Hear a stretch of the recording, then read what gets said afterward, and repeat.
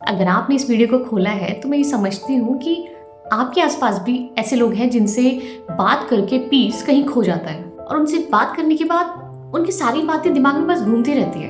ये वो लोग हैं जो आपके काम को मुश्किल बनाते हैं और अननेसेसरी टेंशन भी देके जाते हैं। देखो, मैं मानती हूँ कि आपको गुस्सा आ जाता होगा, आपका दिमाग उन सिनेरियोस को भी बनाने लगता होगा जहाँ आप हर आर्ग्यूमेंट उनसे जीत रहे होंगे और कहीं ना कहीं आपका दिमाग ये भी सोचता होगा कि काश वो आपकी उन बातों को समझ जाते या फिर अपनी गलती मान लेते, पर ऐसा कभी होता ही नहीं है। डिफिकल्ट लोग आपसे सीखने और सिखाने नहीं आते, वो केवल हर आर्ग्यूमेंट को जीतने आते हैं। और हाँ, एक बात समझना जरूरी है, ये आपको याद रखना जरूरी है कि वो आपकी बात सुनने के लिए कभी भी रेडी नहीं होंगे। तो आज इस वीडियो में हम सीखेंगे कि कैसे आप डिफिकल्ट लोगों को टैकल कर सकते हैं, वो भी बहुत आसान तरीकों से, और शांति से अपना काम कर सकते हैं। उसके लिए हमें बहुत बेसिक सी बातें याद रखनी है, इतनी आसान है कि आपको टिप्स पे याद हो जाएंगे। स्पीक देयर लैंग्वेज, यानी कि उनकी भाषा बोलिए। फैक्ट्स पे फोकस करो, इमोशंस पे नहीं। डिफिकल्ट लोग अक्सर आपकी इमोशंस को मैनिपुलेट करते हैं, आपको गुस्सा दिलाते हैं या फिर आपको डिफेंसिव बना देते हैं। Don't fall for that. जैसे मीटिंग में आपको कोई अननेसेसरी क्रिटिसाइज कर रहा है तो आर्गुमेंट करने की जगह उसे कामली बोलो। ये सजेशन यूजफुल हो सकता है, मगर अगर हम करंट प्लान पे चले तो डेडलाइन मीट हो जाएगी। Do you agree? इस अप्रोच का मैजिक ये है कि सामने वाले को लगेगा कि आप उनकी अननेसेसरी बातों को इग्नोर कर रहे हो और केवल काम पे फोकस कर रहे हो। Stop explaining yourself. इससे ये बहुत ध्यान से सुनिएगा। डिफिकल्ट लोग ना अक्सर एक ट्रैप सेट करते हैं, वो आपको मजबूर कर देते हैं खुद को एक्सप्लेन करने के लिए, और जितना आप एक्सप्लेन करोगे ना, वो आपके शब्दों को उतना ही ट्विस्ट करते जाएंगे।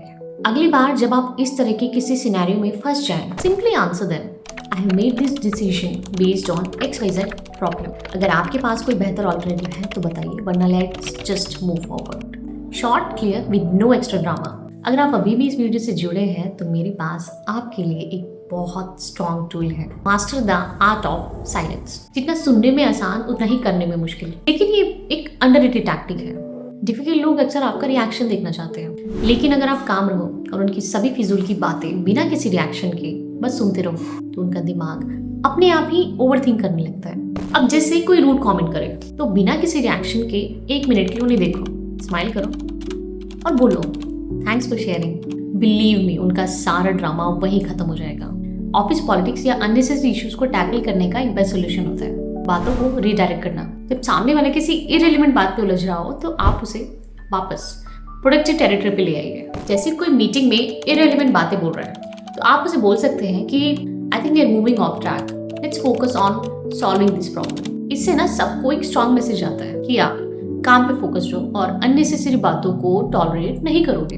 एंड में अगर इनमें से कोई भी बात आपके काम ना आए तो you should know when to escalate, क्योंकि डिफिकल्ट लोग ना डायरेक्टली आपके पीस को इम्पैक्ट करते हैं, जैसे कांस्टेंट बुलिंग, इंटरप्शंस या फिर पैसिव अग्रेसिव बिहेवियर। ऐसे में कन्फ्रंटेशन के बिना एस्केलेशन बेस्ट सोल्यूशन है। अब वो कैसे? देखिए, जब बात हद से ज्यादा बिगड़ जाए ना तो simply calmly approach your HR और योर मैनेजर। ये मत सोचो कि मुझे प्रोफेशनल लगना है या मुझे कौन ही सुनेगा या फिर चुप रहूंगा तो शायद बेटर होगा। देखिए, चुप रहना वीकनेस वैसे भी नहीं है, लेकिन कभी कभी एक्शन लेना स्मार्टनेस है। अब आप डिफिकल्ट लोगों को हैंडल करने के लिए तैयार हो, और वैसे भी पीस कोई गिफ्ट नहीं है जो कोई और दे दे, ये तो एक स्किल है जो आप रोज प्रैक्टिस करते हो।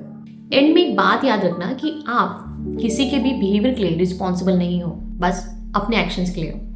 Keep got this.